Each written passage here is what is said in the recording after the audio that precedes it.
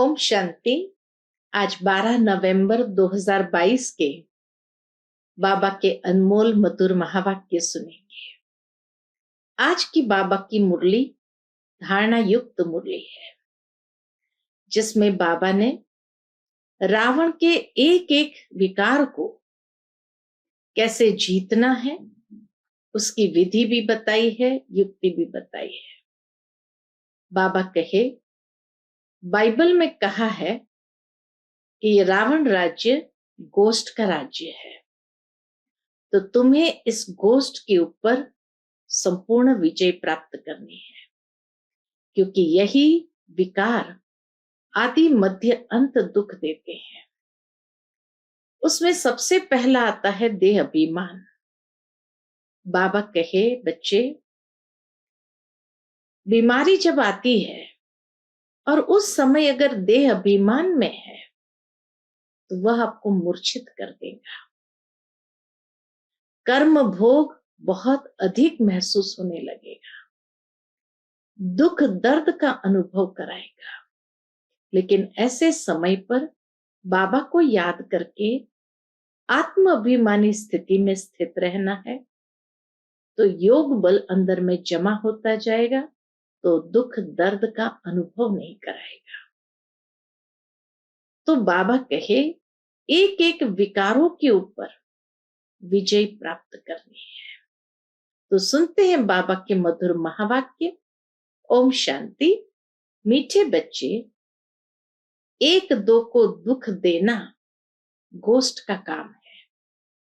तुम्हें किसी को भी दुख नहीं देना है। राम राज्य में ये गोष्ठ यानी रावण होता नहीं। आज की मुरली से प्रश्न है, तुम बच्चों को किस बात में मूर्छित नहीं होना है, खुशी में रहना है।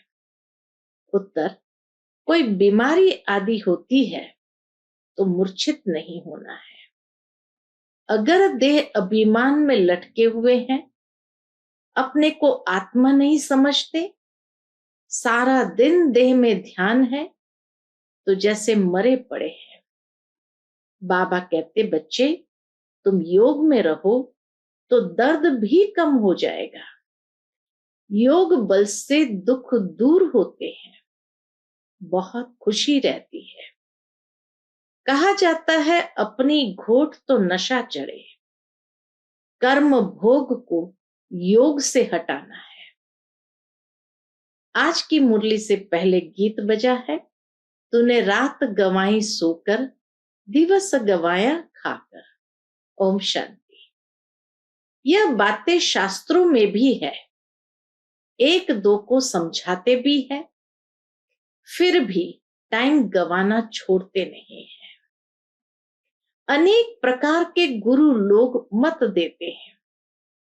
अच्छे अच्छे भगत कोठरी में बैठ गौमुख कपड़ा होता है, उसके अंदर हाथ डाल करके माला फेरते हैं। बाबा कहे, अच्छे अच्छे भगत जो होते हैं, कोठरी में बैठकर गौमुख कपड़ा होता है, उसमें अंदर हाथ डाल माला फेरते हैं। यह भी फैशन है। अब बाप कहते हैं, ये सब छोड़ो, आत्मा को सिमरण करना है बाप का। इसमें माला फेरने की बात नहीं। सबसे अच्छा गीत कौन सा है?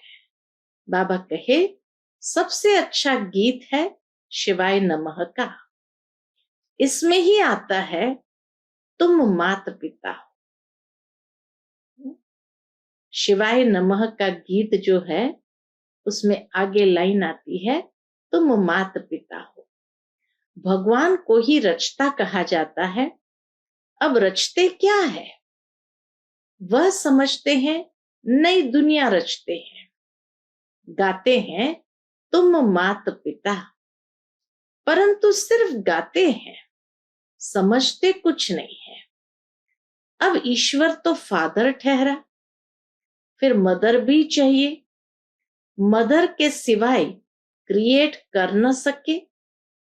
बाबा के मदर के सिवाय क्रिएट न कर सके। सिर्फ यह नहीं जानते कि कैसे क्रिएट करते हैं। माता पिता कहते हैं तो आपस में भाई बहन ठहरे। अब काम विकार को जीत प्राप्त करने की युक्ति बाबा बताते कि माता पिता कहते हैं तो आपस में भाई बहन ठहरे, फिर विकार की दृष्टि हो न सके। जब आत्म रूप में है तो फिर पवित्र रहने की बात भी नहीं है। आत्मा आत्मा भाई भाई तो वहां पवित्र रहने की भी बात नहीं, भाई बहन का सवाल ही नहीं, भाई भाई हो गए। पॉइंट बहुत अच्छी समझाई जाती है, परंतु माया ऐसी है जो फट से गिरा देती है। जैसे तूफान लगते हैं तो झाड़ के झाड़ गिर पड़ते हैं, सिर्फ एक बड़ का झाड़ होता है, वह तूफान में कभी नहीं गिरता। तो यह समझाना सहज है। सब गाते हैं तुम माता पिता, पास्ट का गायन करते हैं भक्ति मार्ग का। माता पिता सृष्टि रचते हैं, उनके बालक बनते हैं तो जरूर सुख घनेरे देते होंगे। यह कोई नहीं जानते कि वह माता पिता भी है, टीचर भी है, तो गुरु भी है। महिमा तो करते हैं ना तुम माता पिता, तो भाई बहन हो गए। फिर तुम विकार में क्यों जाते हो? हम फिर से उनके बालक बनते हैं और जानते हैं भल घर में रहते हैं, परंतु याद उनको ही करते हैं। हम ब्रह्मा की औलाद आपस में भाई बहन है। शिव बाबा के संतान के नाते भाई भाई है।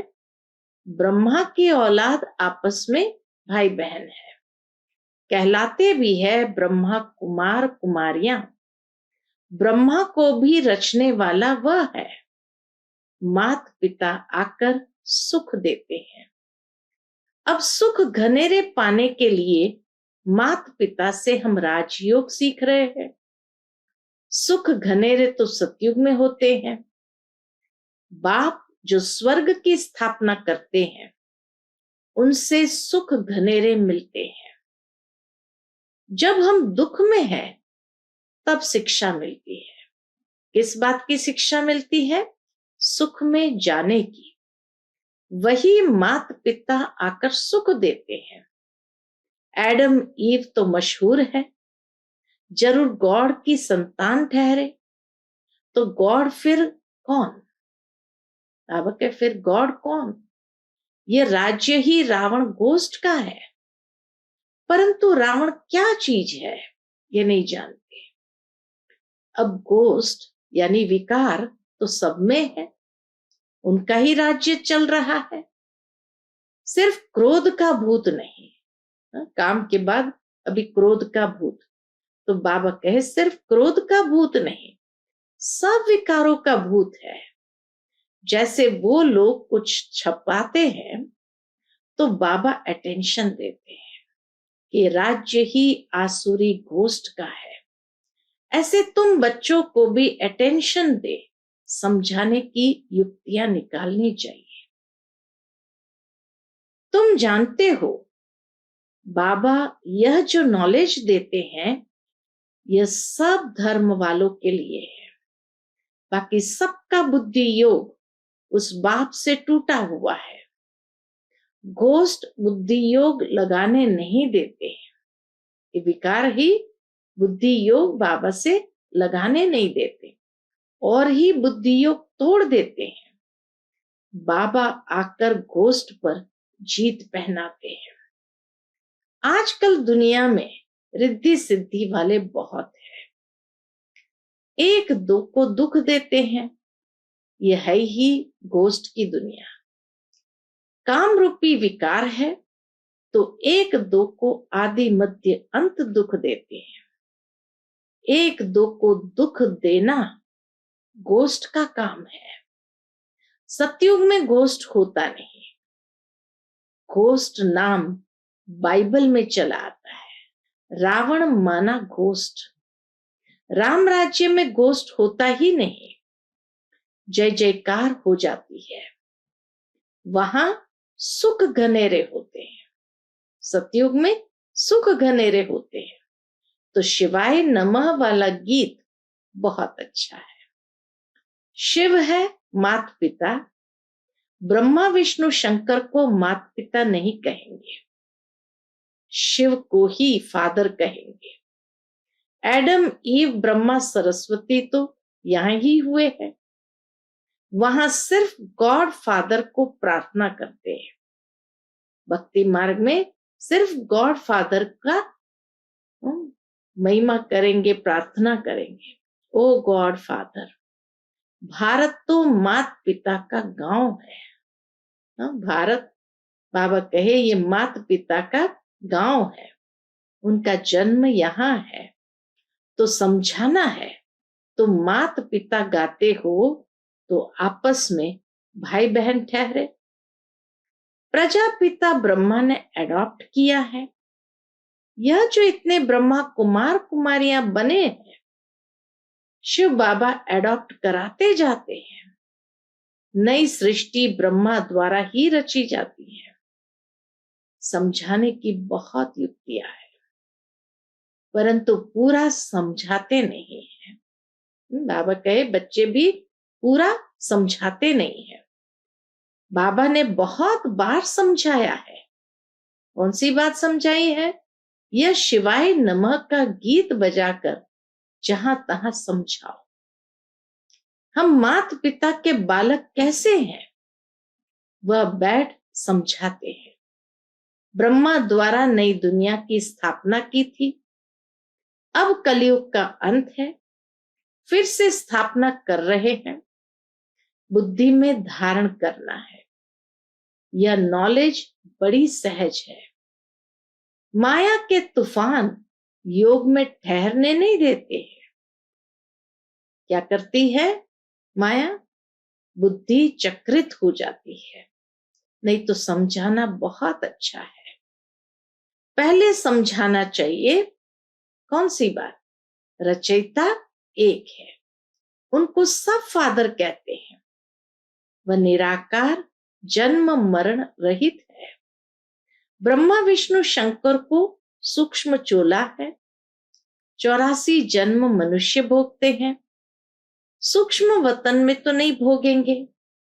84 जन्म बाबा कहे सूक्ष्म वतन में तो नहीं भोगेंगे। तुम जानते हो हम माता पिता के नए बच्चे हैं। बाबा ने हमको एडॉप्ट किया है। ब्रह्मा को तो भुजाएं बहुत है, अर्थ तो कुछ भी नहीं समझते। जो भी चित्र आदि निकाले हैं, शास्त्र निकले हैं, यह सभी ड्रामा के ऊपर आधार रखना पड़ता है कि ड्रामा अनुसार ही हर एक चित्र बनते जाते। ब्रह्मा का दिन था, फिर भक्ति मार्ग शुरू हुआ है, वह चला आ रहा है। यह राजयोग बाबा ही आकर सिखलाते हैं। ये स्मृति में रहना चाहिए। कहते हैं ना, अपनी घोट तो नशा चढ़े। ऐसे बाबा कहे विचार सागर मंथन करके घोटो तो अपने आप अंदर में नशा चढ़ता जाएगा। परंतु बुद्धि का योग चाहिए। किसके साथ? बाबा के साथ। यहां तो बहुतों का बुद्धि योग लटका हुआ है। कहां कहां लटका हुआ है? पुरानी दुनिया के मित्र संबंधी आदि के तरफ या देह अभिमान में फंसे रहते हैं। थोड़ा बीमारी होती है तो मर पड़ते हैं। अरे योग में रहेंगे तो दर्द भी कम हो जाएगा। योग नहीं तो बीमारी कैसे छूटे? ख्याल करना चाहिए। माता पिता जो पावन बनते हैं, वही फिर सबसे पहले पतित भी बनते हैं। उनको बहुत भोगनी पड़ती है, परंतु योग में रहने कारण बीमारी हट जाती है। योग में रहेंगे तो अपने आप बीमारी समाप्त हो जाती है। नहीं तो उनकी भोगना सबसे जास्ती है। परंतु योग बल से दुख दूर होते हैं और बहुत खुशी में रहते हैं। बाबा से हम स्वर्ग के सुख घनेरे लेते हैं। बहुत बच्चे हैं, बाबा कहे बहुत बच्चे हैं जो बीमारी में एकदम मूर्छित हो जाते हैं, सुरजित नहीं होते। तो समझते हैं, तो बाबा क्या समझते हैं? तो समझते हैं ये देह अभिमान में लटकते रहते हैं, अपने को आत्मा समझते नहीं, सारा दिन देह में ध्यान है, जैसे मरे पड़े हैं। बाबा आकर कब्र से उठाए ज्ञान की टिकलू टिकलू सिखाते हैं। बाबा सिखाते हैं ज्ञान की टिकलू टिकलू कैसे करना है, तुम्हें ज्ञान की बुलबुल बनना है। छोटी बच्चियों को खड़ा किया है। बाहर में छोटे बच्चे माता पिता का शो करते हैं।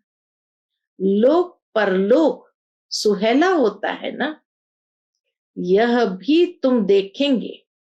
छोटी छोटी बच्चियां माँ बाप को ज्ञान देंगी। कुमारी का मान होता है, कुमारी को सब नमन करते हैं। शिव शक्ति सेना में सब कुमारियां हैं, बल माताएं भी हैं, परंतु वह भी कहलाती तो कुमारियां है ना। छोटी बच्चियां बड़ों का शो करती है। कोई बहुत अच्छी बच्चियां हैं, परंतु मोह है। बाबा ने देखा कोई कोई बच्चियां बहुत अच्छी है, परंतु उनमें मोह है, वह सत्यानाश कर देता है। मोह बड़ा खराब है, जैसे बंदर बंदरी बना देता है। तुम जानते हो बंदरी में कितना मोह होता है। ये मोह का भूत है, बाप से बेमुख कर देते हैं। इनसे ही अक्षर मिलते हैं मात पिता। बाबा कहे, शिव बाबा के लिए ही ये अक्षर कहे गए हैं मात पिता। वास्तव में मंदिर में राधे कृष्ण दिखाते हैं। श्री कृष्ण के साथ राधे का नाम गीता में तो है नहीं, गीता के अंदर राधे का नाम नहीं है। श्री कृष्ण की महिमा अलग है, सर्वगुण संपन्न, 16 कला संपूर्ण। परमात्मा की महिमा अलग है। शिव की आरती में बहुत महिमा करते हैं, परंतु अर्थ कुछ नहीं समझते। पूजा करते करते क्या हो गए? पूजा करते करते बाबा कहे थक गए हो। तुम जानते हो मम्मा बाबा और हम ब्राह्मण सबसे जास्ती पुजारी बने हैं, अभी फिर आकर ब्राह्मण बने हैं। उनमें भी नंबरवार है, कर्म का भोग होता है, उनको योग से हटाना है। देह अभिमान को तोड़ना है, बाबा को याद कर बहुत खुशी में रहना है। मात पिता से हमको सुख घनेरे मिलते हैं, बाबा से वर्षा मिलता है। बाबा ने हमारा रथ लोन पर लिया है, बाबा तो इस रथ की खातिरी करेंगे। पहले तो समझता था, बाबा समझते थे, पहले तो समझता था मैं आत्मा इस रथ को खिलाता हूं।